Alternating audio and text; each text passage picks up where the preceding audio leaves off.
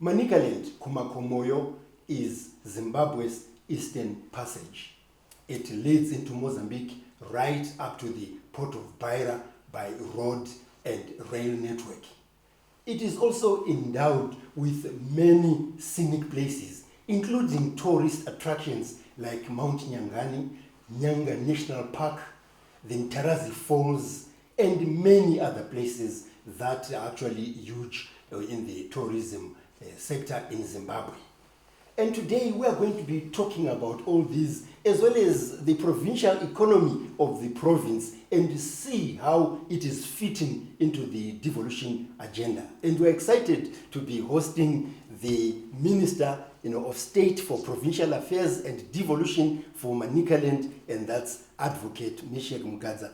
Advocate, welcome to Economic Forum. Thank you very much. Your starting point will be just to tell us what Manicaland is comprised of. Which districts are we talking about? Manicaland, like you rightly said, is the eastern gateway to the sea. Our capital city, Mutare, is only 300 kilometers away from the port of Beira. We have an excellent rail and road network, an excellent border post that is going to be revamped soon. The project to get it revamped is already underway. And this border post, which is already operating 24 hours a day, is a very busy border post, second to, I could say, to the Bedbridge border post. So we are a province which is comprised of over 2 million inhabitants. We have districts like Buera, Chipinge, Chimanimani, Mutare, Mutasa, Makoni, and Nyanga. We are endowed with minerals like gold, diamonds, lithium, vermiculite, tantalite. We are glad as Manicaland that our figures for the provincial GDP are out for the year 2023. We have improved from the previous year where we had 21,000 billion, now it's 22,000 billion, and we have moved from 6.7%, we are now 9.8%, which makes us number 5 in the country. And we know that this is all coming from our agriculture. Agriculture on its own is doing us 20%, and we have retail and wholesale, which is doing 18%.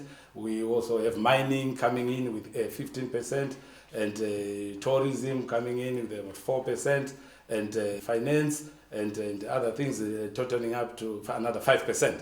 You've mentioned some of the things that you are endowed with: mining, agriculture, tourism, and so forth. Let's hear what your plans are in order to develop all these, and then we're also going to look at the investment opportunities that arise as a result. I'll start with agriculture. Agriculture is the backbone of our provincial economy. Manicaland is favored with Region 1, 2, 3, which comprises of 64% of the province. Only 36% is Region 4 and 5. And when we talk of Region 1, then we talk of good temperatures, good rainfalls. And you will see that with the growing of tea, coffee, macadam, and other unique crops that we have, which I could tell you other provinces do not have, we are able to be great and to supply the country to the export market. We have huge companies that are doing wonders in Manicaland in as far as farming is concerned.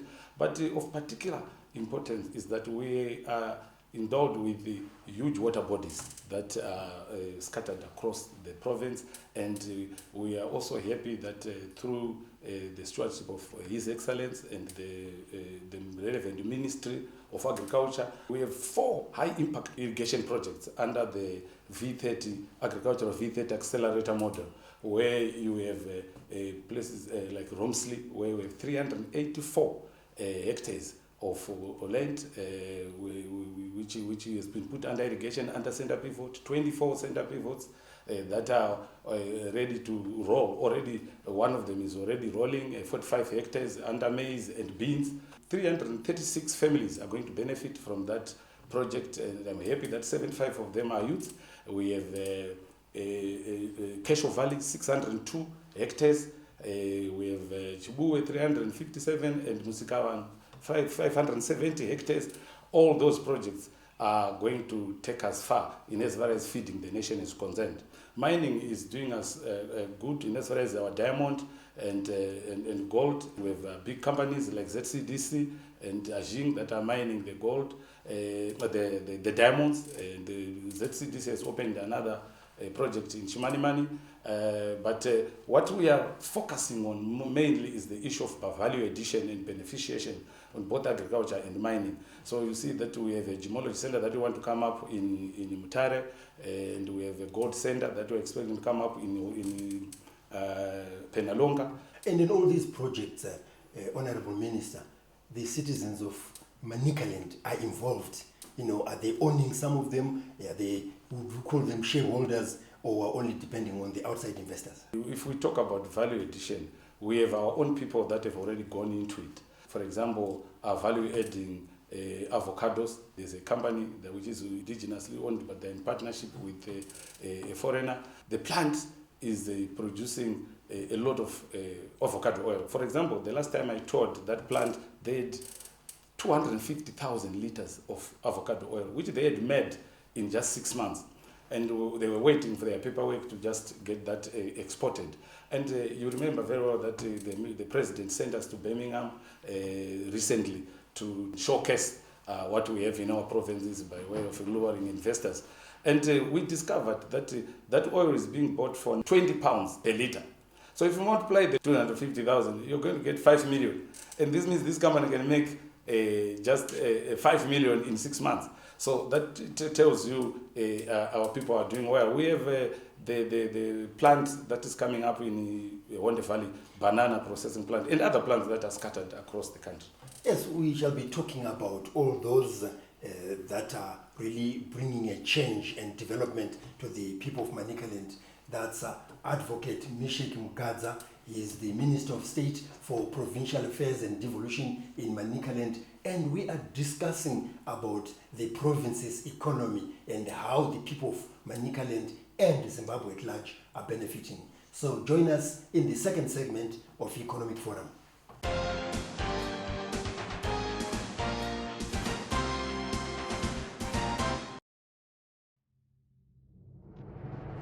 Zimbabwe Consolidated Diamond Company is a diamond mining company which was established in 2015 and currently operating in Manicaland province in Chiadzwa and Chimanimani areas.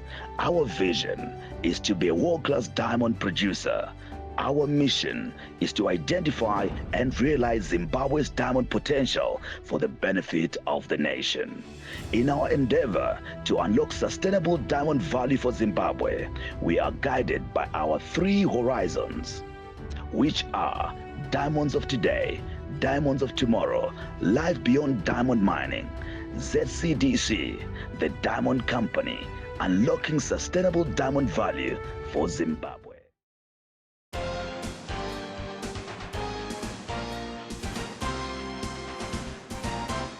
Before we went for the break, we were already talking about value addition in Manicaland, what is being done there in order to value add some of the natural resources that are being found there. And our guest here, Advocate Misheck Mugadza, who is the Minister of State for Provincial Affairs and Devolution, is taking us through the whole economy of the province, how the people there are benefiting, as well as Zimbabwe in general.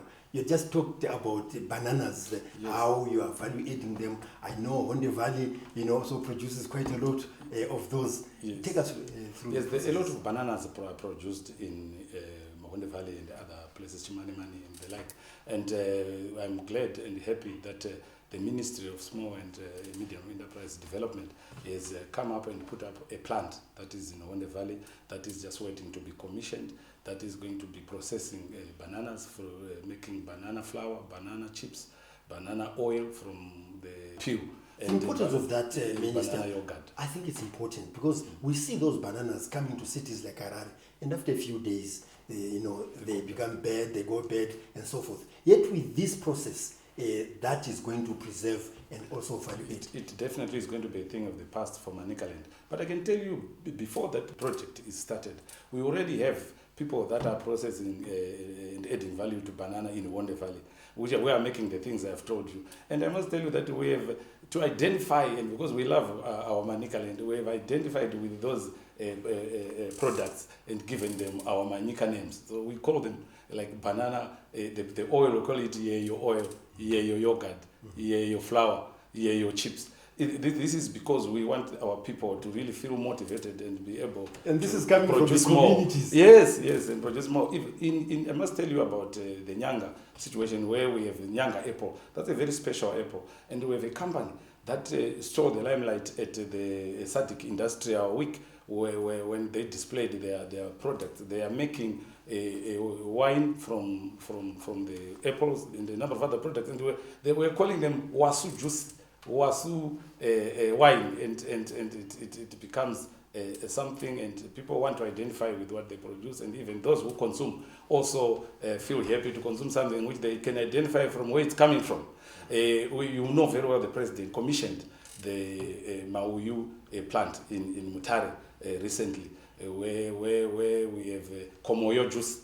It's because we are Komo, and now the juice is Komoyo. That juice has become so popular. They are overwhelmed. They can't supply, be able to satisfy the market to the extent that we're now assisting them to get a bigger plant. We can also talk about value addition, which we are aiming at in terms of mining, for example.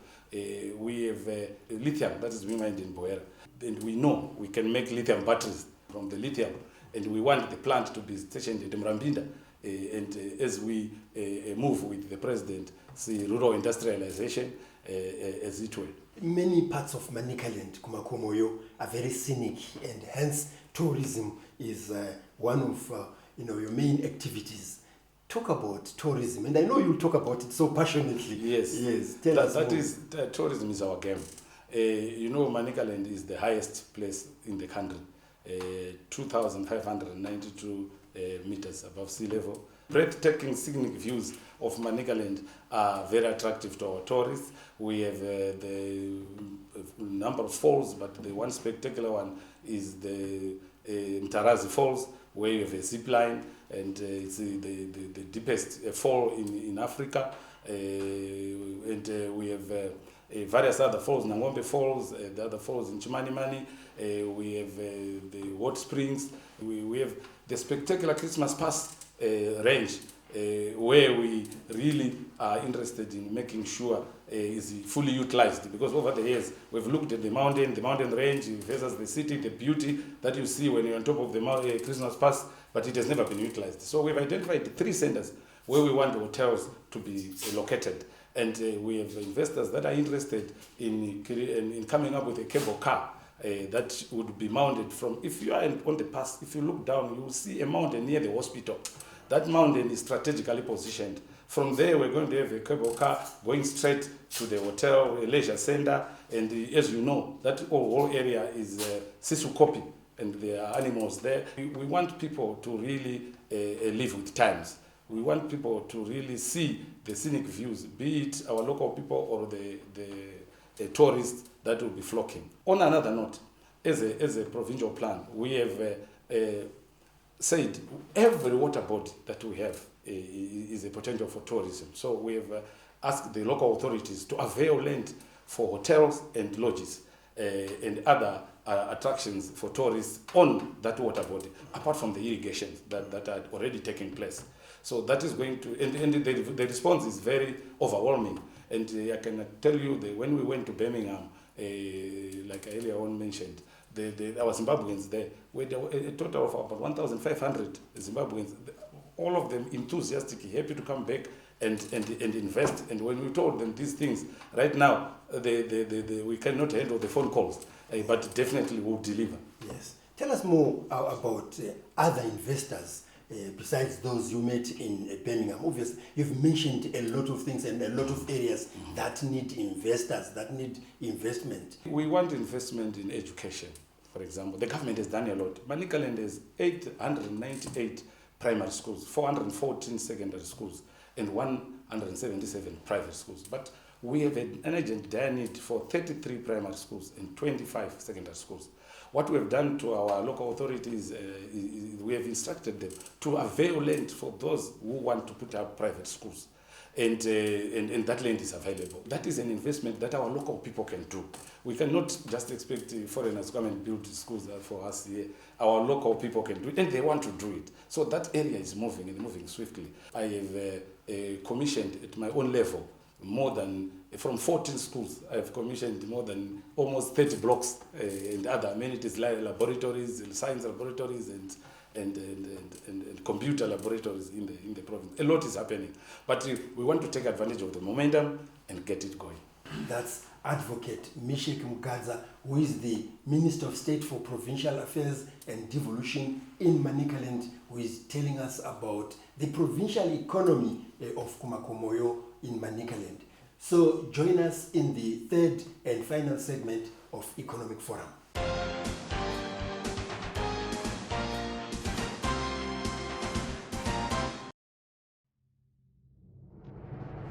Zimbabwe Consolidated Diamond Company is a diamond mining company which was established in 2015 and currently operating in Manicaland province in Chiadzwa and Chimanimani areas. Our vision is to be a world-class diamond producer. Our mission is to identify and realize Zimbabwe's diamond potential for the benefit of the nation. In our endeavor to unlock sustainable diamond value for Zimbabwe, we are guided by our three horizons, which are diamonds of today, diamonds of tomorrow, life beyond diamond mining, ZCDC, the diamond company, unlocking sustainable diamond value for Zimbabwe.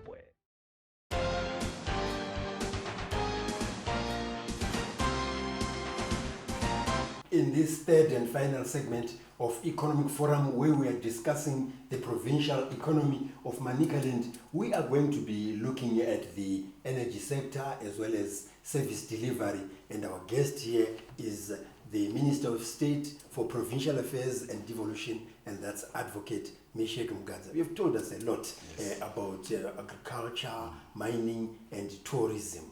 The energy sector, since you have that advantage of the mountainous areas and also the water bodies that you mentioned. As Manicaland, we require about 128 megawatts per month, but on our own, we are producing over 40 megawatts as a contribution, and we could produce more.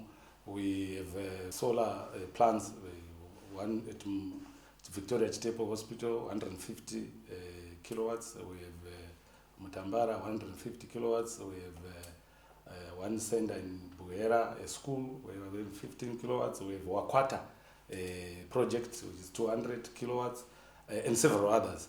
But what we have done is we have now instructed our local authorities to reserve at least 25 hectares for solar energy. Those investors that are interested can come. Every local authority of ours has got that land reserved.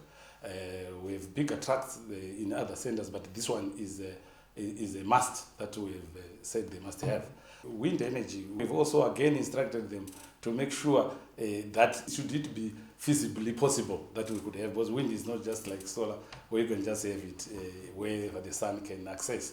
But hydro is our joker. We have a number of hydro projects that are running. In Wonde Valley, we have 3 A, B, and C. The A is producing about 3.5 megawatts. The B is producing 15 megawatts. The C is 2.5 megawatts from the Pungwe Wonde Valley project. A clear sign that we can do it. But there is a Gairezi river project. That one has a potential of producing 22 megawatts. And we are looking for an investor for that one. But we still have, remember, Osborne Dam. It's a big dam, a huge, massive water body, and the project there is, I think, under feasibility study, but it can produce 5 megawatts. The Marua Nyati dam also can produce another 5 megawatts. So is a number of other places. So we are very keen to have more and more investors coming in to make sure we increase our 40 the production. But we also have companies like Max Mind, that is Substar. They are doing thermal there through the process, their process of mining, and they end up with thermal power. So for now, it's just for their consumption, the same as green fuel, ethanol power, they are using ethanol to generate electricity, and we are encouraging them to produce more so that the community around them and the grid is fed. Honorable Minister Mugadza, service delivery, Yes. is it something that you are proud of, or you've got a number of impediments? You know, we the Manikas, we deliver, and Mutare City Council is doing us proud. You may have noticed the last time that when I commissioned over 120 equipment and items, all meant for service delivery, be it heavy machinery, trucks, bowsers, as it were. When you talk about, for example, West, they have several trucks that they've purchased, and to the extent that I know for a fact that we rent some of them to our capital city to assist. And so we boast of being the cleanest city in the country. Yes, I deliberately also asked you about the mountainous stature of the province in how you deliver other services to other districts. Yes, you know, we are the only province that declared the pothole-free highway. And yes, I know the rains have come, there may be one or two that have surfaced, but if you show me, I'll deal with them myself. Because we definitely are on the lookout for any of such potholes that may come up. Otherwise, as a province, I'm proud of the work that's being done there. We are united, and yes, we've done a survey, the provincial survey. The results were very positive, and of course, we always get guidelines and the chances for improvement. And we definitely are geared as we gravitate towards Vision 2030. Honorable Minister Mugadza, as we wind up our discussion about the provincial economy of Manicaland, where up to now we have not mentioned Madumbe, Magogoya, and Itseza as being part of the economy, what is your message to investors? Manicaland is open for business, and the environment is very conducive for investment. You will know that we have been lucky to get the government giving us an international airport that's coming in Mutasa area, and you will notice that it is going to then catapult us into a certain status that allows export to become so easy and very profitable. Any investor that comes to Manicaland is going to get his return on investment without any doubt. And even the way we receive you, we will offer you legal advice, we will link you with our service providers, we will make sure you are comfortable, and we can tell you no corruption. Everything is done above board. You also see that the border post that I've talked about, which is a gateway, and that border post is now 24 hours. And apart from that, we have dry ports that have been put in places that have been earmarked for that. Anyone who wants to invest in them. I must say that border post is going to be a one-stop shop border post, as we've already liaised with our Mozambican colleagues and agreed. We've already identified the place the border post is going to be put. The Christmas Pass bypass road will be, the construction will start and commence very soon. I was with the Minister of Transport, and they assured me, and that is going to remove the pressure from the Christmas Pass road itself. Manicaland is a unique and very lucky province. We have those things that other provinces do not have. You don't find Madumbe anywhere. You don't find Zienge in many places. If you take our apple tree and grow it in a place, I will just pick Gokwe, for example, it will grow, but it will not produce anything. The same applies to these macadam trees and so on. So because of that, we are taking advantage. We have our provincial plan is to go heavy into value addition. There's going to be a value addition plant in every district, and the land has been put, and we have each district is what produces something, and it will not leave that district without being value added. Well, Advocate Misheck Mugadza, the Minister of State for Provincial Affairs and Devolution for Manicaland, we thank you very much for coming to Economic Forum. Viewers, if you have any questions or any comments, you can actually send them to the numbers that are showing on your screen, and we'll pass them on to our guests like Advocate Mugadza here. If you'd like to engage with us about some of the developments happening in different provinces, including Manicaland Province, Makomoyo, you can do that on the social media platforms that again are showing on the screen.